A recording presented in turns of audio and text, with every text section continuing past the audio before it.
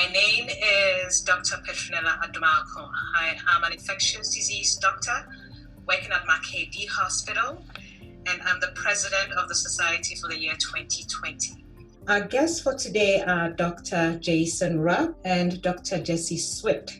They are both ophthalmologists at the Country Hills Eye Center, and the topic for today is ophthalmology and stem cells. So let's start off with a bio on both physicians. Let me start off with Dr. Rupp. He grew up in Taylorsville, went to Taylorsville High School, got his Bachelor in Science in Math from Westminster College, and went to Indiana University, where he did a combined MD, PhD degree. His graduate work was in the Department of Genetics, and he worked with the Huntington disease, trying to identify early biomarkers that could be used to follow disease progression. He did his residency and glaucoma fellowship at the Washington University in St. Louis, Missouri, and worked in private practice in Salt Lake City before coming to Country Hills Eye Center. Now, Dr. Jessie Swift was also born in Ogden, Utah, went to Bonneville High School. He received his associate's degree from Weber State University and Bachelor's of Science in Exercise Sport Science from the University of Utah. He then did a pre-doctoral fellowship at the Schepens Eye Research Institute in Boston for a year, got his medical degree from the Virginia Commonwealth University, and then did an internship in Tucson Hospital Medical Education, then did his ophthalmology residency at the Jones Eye Center at the University of Arkansas. He was in private practice in Albuquerque, New Mexico for about 3.5 years before moving to Country Hills Eye Center in June of this year. Welcome, gentlemen. Thank you. Thank you. So before we delve into the topic, is there anything else you'd like to add to your bios? I'll go with Dr. Rupp. No, that was pretty good. Oh, no social activities, no hobbies, nothing like that? I spend most of my time coaching 13, 14-year-old baseball. Oh, okay. Well, good. No hiking then. How about you, Dr. Swift? I very much enjoy soccer and skiing, although I haven't been able to do them as much, but I did buy my pass to Snow Basin as soon as I got back.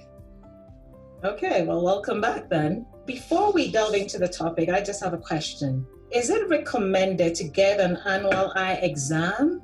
And if so, what age do you start from? And are there certain medical conditions or therapy that would require you to get these exams? So let's start off with Dr. Swift. You know, I think an annual exam, at least starting from the age of around 55, is probably a good idea. There's just things that kind of start to develop as we age, whether it be cataracts, whether it be glaucoma or macular degeneration, and these sorts of things. When you're younger, as long as there's no real eye problems like amblyopia or anything like that, and the vision's very good, or if you don't have glasses, I don't think you necessarily need every year. But if you're someone who wears contacts or glasses, it may be prudent to have a yearly exam. Anything to add to that, Dr. Rupp? No, I think that's pretty accurate. I think the younger group every couple of years is probably sufficient without any known disease, but over 55 is a good idea to be seen once a year. So what are some of the conditions that require the regular eye exam or regular ophthalmological visits? So in my practice, the most common thing I see is glaucoma, as a fellowship-trained physician. So glaucoma is tough because it's not something people come in knowing that they have. They don't have symptoms, pain, vision loss. So it's something that really does require a routine exam, screening exams. Once it's identified, we typically see patients with glaucoma about every 4 to 6 months to make sure that they're not having any changes, that therapy doesn't need to be changed or increased. How do you treat it then? Actually, what is glaucoma? Yeah, so glaucoma is an optic neuropathy that we don't really understand the details of completely. Quite common, especially with age. As people get into their 60s, 70s, and 80s, the prevalence of the disease gets into the double digits. So very, very common.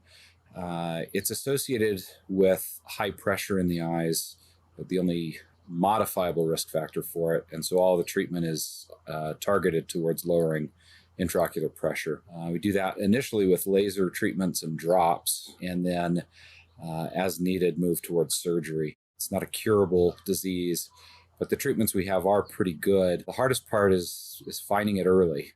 When we see patients who come in with very, very profound vision loss, 80 to 90% of their peripheral vision gone, then the stakes get higher. The disease typically advances more aggressively, and it's harder to treat. It's not reversible then? It's not reversible, no. I see. So what does surgery entail for glaucoma? We're just fancy plumbers, basically. So the goal is to increase outflow. So aqueous humor outflow through various methods. There's a new sort of push in glaucoma over the last 5 to 10 years to increase the use of the normal physiologic outflow pathways through stents, through removing tissue. Traditionally, though, glaucoma surgery has been creating new outflow pathways, either by it's called a trabeculectomy, which is essentially making a hole in the white part of the eye and creating an external reservoir, or through a tube shunt, which is a mechanical device that drains the fluid from inside the eye back to the equator of the globe, again to an external reservoir. How does the laser therapy work? We don't know completely, though there's some pretty good evidence over the last several years to tell us that it's an increase in macrophage activity in the trabecular meshwork of the eye. So most of the resistance to outflow of fluid happens at what's called the trabecular meshwork. Explain to patients that it's basically like a mesh cap that you have over the drain in your bathroom sink that with time is going to get plugged up. Those macrophages, the light energy from the laser stimulate more activity out of the macrophages to clean up the debris, essentially. Older versions of it blasted holes through it, but the newer lasers don't do that. Even with electron microscopy, there's no identifiable tissue damage, so it's all stimulation of the natural cells there. That's interesting. Thank you. Our topic for today is ophthalmology and stem cells. So, any role for stem cells in the treatment of glaucoma? Unfortunately, not yet. I think it's a great potential. As a neuropathy, regrowing nerve cells is a difficult thing.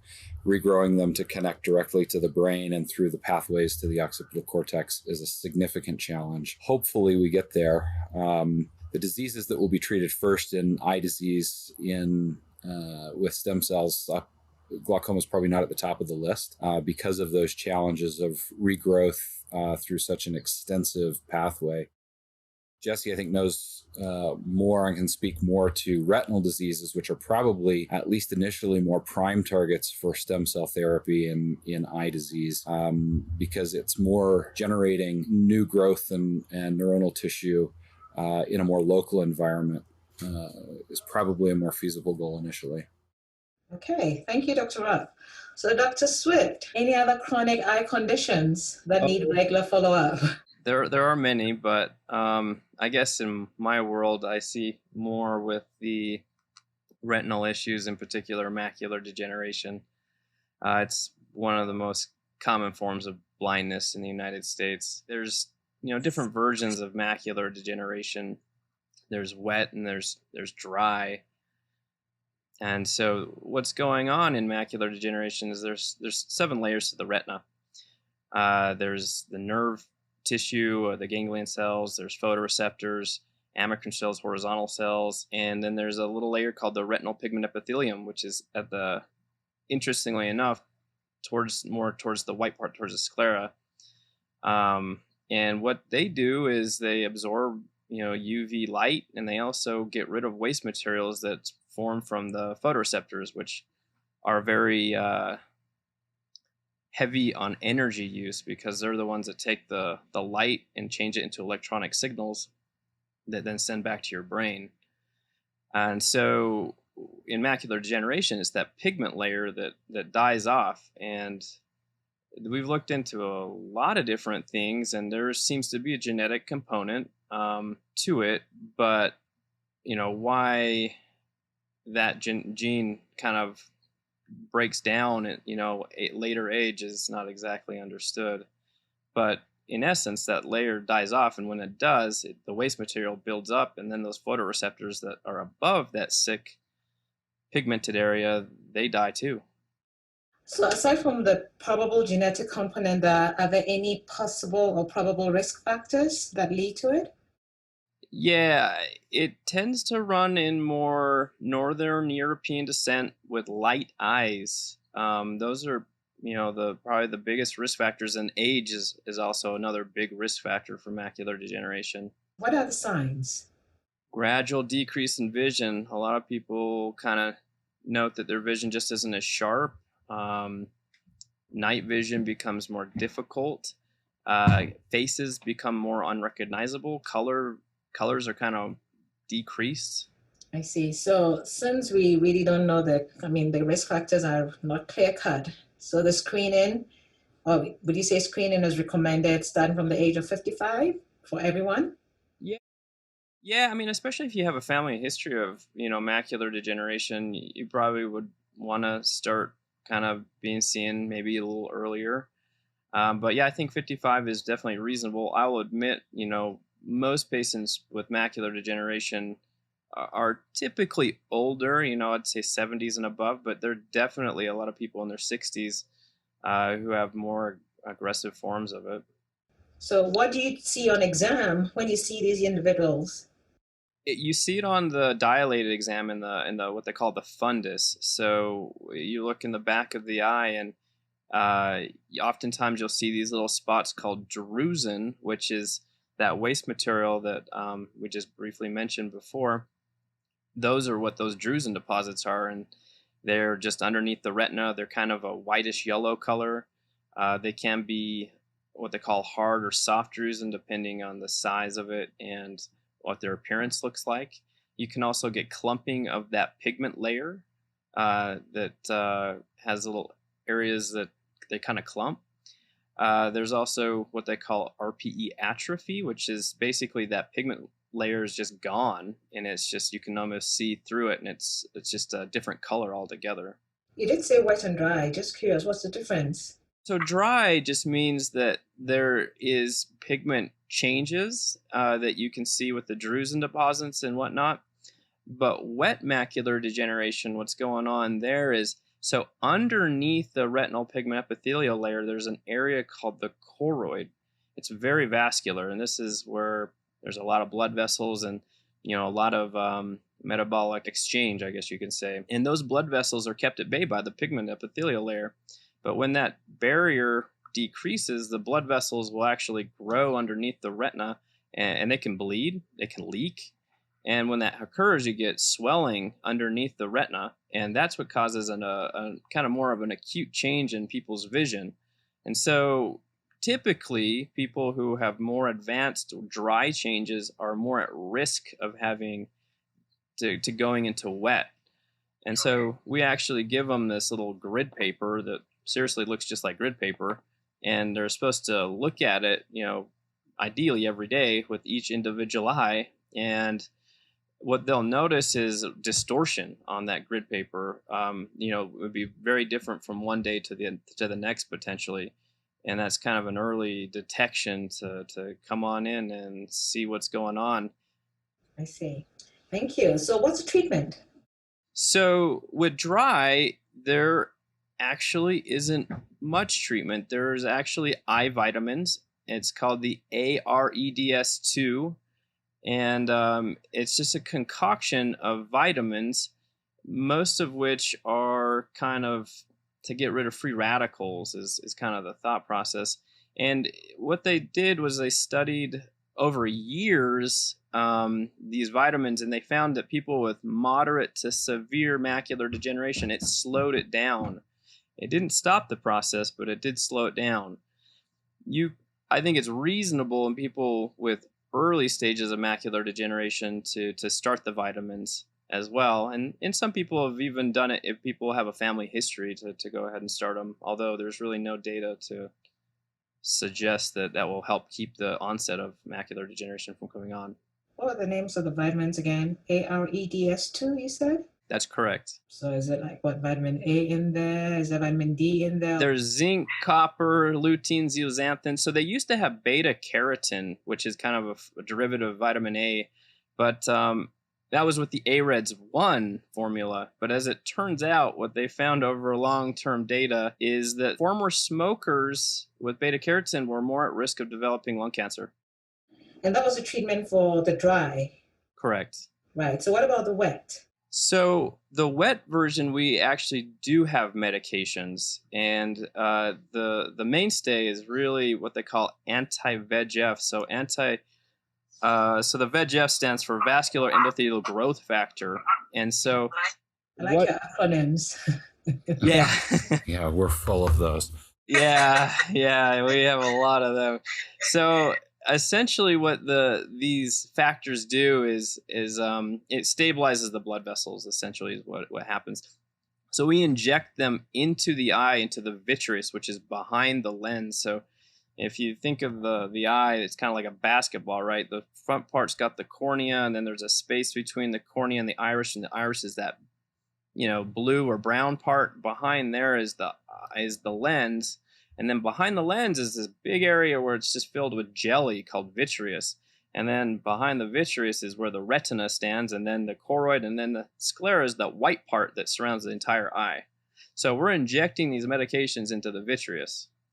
Okay. The last question on that. What role does stem cell therapy have in macular degeneration? That is a good question. So I guess at this point in time, they do have some phase trials. I think they're on stage 2. But right now, for the average person, there is no stem cell treatment. Now, they have been looking at this for quite some time. And actually, that was part of what I did in before medical school is I was doing stem cell research at Scapins. It's exciting because the whole thing is maybe we can regrow a retina. We can regrow all the layers that are damaged or dead or gone, and maybe regain some function. So I think that's where the role of stem cells kind of plays an interesting part in terms of the retina. As it turns out, the retina is pretty complex.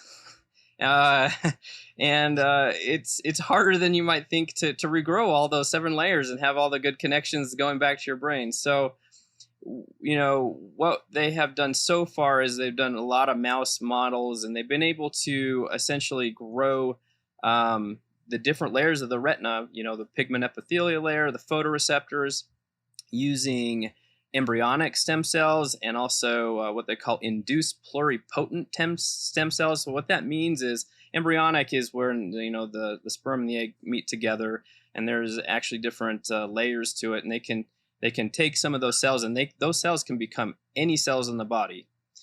And so you can give them growth factors to turn them into whatever it is that you want. And so they've been able to do that with the eye tissue. What induced pluripotent stem cells is actually, taking an area that has stem cells like your bone marrow or fibroblasts from your skin, and then basically giving them a certain concoction to reverse that, to basically turn them back into more of a totipotent state where they can then change them into not whatever they want, but to some degree different tissues. And they've actually been able to take these induced pluripotent stem cells and actually make retinal tissue from it. And that's actually where 2 of the studies that I've kind of read about where they've been able to take from. And essentially what they did on both of them was so for the embryonic stem cells, they basically took these cells and differentiated them into retinal pigment epithelial cells. And then they reintroduced them back into the eye. And they were able to actually grow some areas, or at least have some pigment areas that were new on some people. And there's different ways of they have been doing that. So one is they would just do intravitreal injections, just like we do with anti-VEGF. As it turns out, you kind of need to direct cells. You can't just inject them. They're not exactly, they're not just going to go where they need to go and change into where they need to change. But they did have some interesting data just from doing that. The other way that they've done it is they've actually done retina surgery. They remove all the vitreous, and then they do an injection underneath the retina while in the operating room with some stem cells. And you can imagine there's possible complications from that, but they've also been able to kind of grow some have some interesting findings with that. Probably the more interesting thing that I saw is they took these induced stem cells and then they reversed them, and then they made retinal pigment epithelial cells, but they put them on a scaffolding. It was some sort of collagen. I think it was a type 1 collagen. So they grew these cells, they put them on the collagen, they took the collagen, gave it to the surgeon, he removed all the vitreous, made an incision through the retina, slid this scaffolding system into the area of atrophy with this pigment cells that they've grown, and they actually showed that it actually survived. Like they had a new layer of retinal pigment epithelial cells. Now their vision really wasn't much different because they had already lost the photoreceptors, but that does show that, hey, we can actually grow some things and put it in the body, and they can actually survive, which is pretty interesting. Wow, and this is in humans, right? Yes, that was in humans. It was about 5 eyes, so not a lot of eyes, but still very interesting. Okay, well, it is certainly interesting. Okay, cataracts. We have to talk about cataracts. Dr. Rupp, Yes. can you tell us about cataracts, please? Yeah, so cataracts are usually the time when I get to tell patients in the office that they're getting older, which is never fun. Now, so cataracts are an aging process of the lens in the eye. My experience is that by about the age of 50, almost everybody has the earliest signs of those, which is a color change. The lens goes from being clear to becoming a little bit of a yellow, having a little bit of a yellow tint.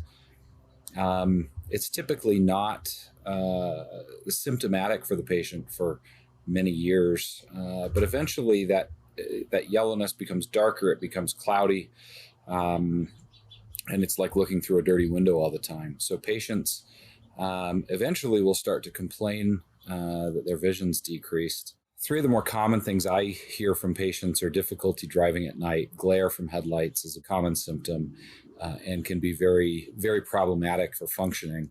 Difficulty reading in dim lights happens to everybody slowly, but eventually can become really problematic. And then people who they say, I've updated my glasses. I keep trying to get new ones. They've remade them, 2 or 3 times. I just can't see as clearly as I used to. What's going on? And those are kind of the 3 most common complaints. People will have all sorts of very specific things about what they can't do with their vision that they used to be able to. Cataracts are, at this point, treated surgically. We go in, we remove the entire lens out of the eye, and then we put in a lens implant, an acrylic, typically, sometimes a silicone lens, into the eye that stays there and does not need to be removed in the future. So it's a one-time curative treatment for most patients. Any role for stem cells? Probably not. There are some medications that are being tried to reverse the effects, the aging effects, to try to roll back the clock a little bit. So not exactly stem cells, but in a similar vein. The other thing that happens kind of in parallel with cataract formation is the need for reading glasses, or what we call presbyopia. So the lens in the eye changes shape as we try to focus on things up close. And with age and the yellowing of the fibers there's also a stiffening, and those kind of go hand in hand at about the same time. There are some medications that have been, there's a treatment that's been used in South America, and this has started to gain a little bit of notoriety and being looked at a little bit more closely to reverse the effects and prevent the effects of presbyopia. Time will tell if that is able to slow down cataract formation as well. I've had a few patients who've told, one in particular who's told me that he's waiting for medications to reverse his cataracts. I've told him he's probably going to wait a while. I don't think it's completely unrealistic that it may come at some point. For now, though, it's kind of way out on the horizon. So it's nothing that one can prevent. It just comes with age. It just comes with age. There's some role of UV light exposure. People who spend a lot of time on the water or the snow may develop cataracts faster. We talk to patients frequently about wearing UV protective sunglasses. Maybe that slows down cataracts. It may also have some preventive effects for macular degeneration. I think that the preventive effects for cataracts in UV sunglasses is probably pretty minimal, except for people who are in very high UV exposed areas. Pilots would probably be another one of those groups. I guess Dr. Swift can ski with no problems then, right? He knows the necessary precautions to take. That's right. So what other medical conditions do we need to worry about in general with that come with eye complications? I know there's diabetes. What do we need to worry about with diabetes, high blood pressure? Diabetes is probably the most common thing. Diabetic patients, we recommend that they have an eye exam once a year or more if there are signs of retinopathy associated with that. The internists out there probably know much more than we do. That people live with diabetes probably for some time before they're typically diagnosed. And so type 2 diabetics, we recommend that they have an eye exam at the time of diagnosis. Their blood sugars can frequently be quite high. And retinopathy, risk factors for retinopathy include not only the length of time that a person's had diabetes, but also the extent of their blood sugar elevations. So with diabetic retinopathy, we generally early on, we see microaneurysms in the small vessels of the retina. We see some small intraretinal hemorrhages. As it progresses, we can start to see edema, we can start to see new blood vessel formation and even traction in the retina that can lead to very serious problems. The treatments early on are typically the same things that they're hearing from their internist. Blood sugar control, blood pressure control, get the disease under control with medication and lifestyle changes. As the disease progresses, we use the same anti-VEGF medications that Dr. Swift talked about. We use laser treatments, eventually, occasionally surgery. It's very difficult, though, to see, particularly young patients with very, very advanced diabetic retinopathy, knowing that the course is not typically a good one. Some of the early changes are reversible. Once it progresses to the what we call the proliferative phase, meaning new blood vessel formation, traction in the retina, extensive areas of bleeding, generally it's not reversible. At that point, it becomes, can we try to manage this? One of the things that comes later is not only neovascularization in the retina, but also in the front part of the eye.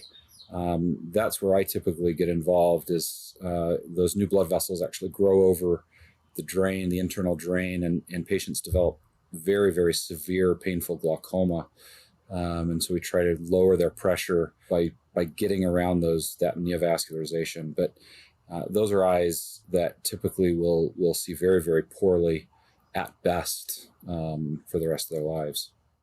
So infectious disease, I cannot go away without talking about an infection. So Dr. Swift, what infections do you see? What interesting infections, common infections? Sure. Probably the most common that we see in the office is, around the eye and in the eye. Around the eye, abscesses in the eyelids and things. You can get the meibomian glands, which are the oil glands around the eyelashes. They're part of the tear film, and they're supposed to be there, but sometimes they're like toothpaste, and they get backed up. And when that occurs, you can get infections, which we call styes. Most of the time, styes aren't a problem. You can do warm compresses and help them go away. But sometimes you got to make an incision and drainage, and sometimes you got to put them on oral antibiotics. There's also conjunctivitis, which I'm sure everyone has heard about. Most of the time, conjunctivitis is viral, but it can be bacterial, and there are some serious bacterial conjunctivitis. I don't know how to say that plural, but conjunctivitis. That's it. One is particularly, gonococcal. That happens more in kids, and or usually within the first week of delivery, of vaginal delivery. But those can be very serious infections, because that bacteria can actually go through the cornea. Not all bacteria can, but that one can. After cataract surgery, like we kind of had mentioned, there's risks and benefits to anything that you do, surgery in particular. You can always get an infection after surgery. Endophthalmitis is an infection inside the eye. Typically, they're gram positive, but they can be gram negative, and those can be very serious infections where loss of vision is not uncommon. That's sort of a double negative, and I'm sorry about that. But yeah, that certainly can happen after cataract surgery. Usually thus treated with intravitreal, just like we talked about before, inside the eye with antibiotics and sometimes steroids too, because the inflammation can be just as bad as the infection on the eye as well. So let's see here, where else can we get infections? Man, those are probably the big three. Yeah, I would add into that herpes viruses are a big problem with the eye. We frequently have patients referred for shingles, people who have shingles and a V1 or V2 distribution on their face are at high risk for ocular involvement, either on the cornea, the surface of the eye, or as an intraocular infection / inflammatory process. HSV also causes ocular disease and is probably, I see it some. It's probably, speaking for our cornea specialists, it's probably the bane of their existence because it can be so difficult to treat. Recurrences are very common. It can go very, very rapidly, and it can cause some pretty severe permanent scarring that can really impair vision. Some of those patients actually require corneal transplants, depending on the location and the extent of the scarring. But in addition to what Dr. Swift said, herpes viruses can be very challenging in eye disease. Thank you. So a few last questions. When would you recommend primary care providers refer patients to you? What are considered emergencies? When I go and talk to primary care docs, I say, I've been in enough primary care offices as a medical student and in training to know that when an eye problem comes in, I think the thing they want most is for it to be out of their office. and so feel free to call and send it along. Identifying emergencies is obviously a different ballgame. Things that have produced significant vision loss. And you don't have to have a Snellen chart. You don't have to say, are they 20/20, 20/40? See if they can read. If you're in a hospital and you have a name badge, can they read the big letters of your name? Can they read the smaller print on the backside? That at least should give kind of a ballpark of the extent of their problem. Pain is also a pretty good indicator. There are things that are benign, like a viral conjunctivitis, that can cause pain, but people who have severe pain, ocular pain, light sensitivity, generally warrant being seen within a fairly short period of time. Great, thank you. Dr. Swift, anything else to add? You've been asking about kind of things that we should watch for. I know you probably don't really ever prescribe Plaquenil very often, but Plaquenil is one of those things that has a dose response where it can cause problems in the macula. It can cause what they call bullseye maculopathy, where that does kind of destroy the pigment epithelium in a bullseye fashion. Typically, that's over many. Oftentimes it's after 5 years, but we do need to get baseline stuff, and it's good to watch those people because the damage can still continue even after stopping the Plaquenil. So it's good to figure that out if they're starting to have it, to stop it immediately. The other thing is this one might pertain to you more as an infectious disease doctor. Ethembutinol can cause optic neuropathies, and so if they're started on it, they're seen fairly frequently, about every month, at least that's the way I kind of had done it in the past, and maybe Jason does it a little bit different, but about every month I'll check on them to make sure there's no optic neuropathy with visual fields, what they call an OCT of the nerve, and color vision. And if they start kind of having those changes, that needs to be stopped if they can, as soon as they can. Are those changes reversible? They are not. Yeah, none of those changes are reversible with Plaquenil or with ethembutinol. There's another one called Elmaron, It's a bladder medication it's an interstitial bladder medication that has been around a long time. It's really the only medication out there, but it can also cause changes that look like almost like macular degeneration, or what they call pattern dystrophy in the macula. And so again, it's an irreversible effect. So finding these things early on is a good thing, so we can stop them.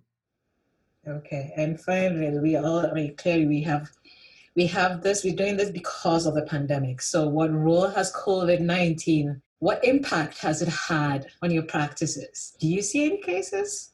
Personally, I have not, but there have been, like, for example, the guy in China, the whistleblower, he was an ophthalmologist, and he was finding out a lot of people were coming in with conjunctivitis and having these breathing problems. He actually ultimately died from COVID-19. But I can't say that I've seen COVID-19, but people that do come in with, conjunctivitis, a lot of times I'll tell them they should probably go get checked. Okay. Dr. Rupp? Early on, back in February, March, a frequent visit for us is a pink eye, red eye type visit. And initially we turned to telemedicine for all of those to try to triage those, because it can be a symptom of COVID. I think as we've seen, we've gathered a little bit more data, we've seen kind of what normal presentations look like. The conjunctivitis part of this is I think less prominent than other symptoms. And so people, we have pulled away from that, and we're just pretty much having those patients come in at this point.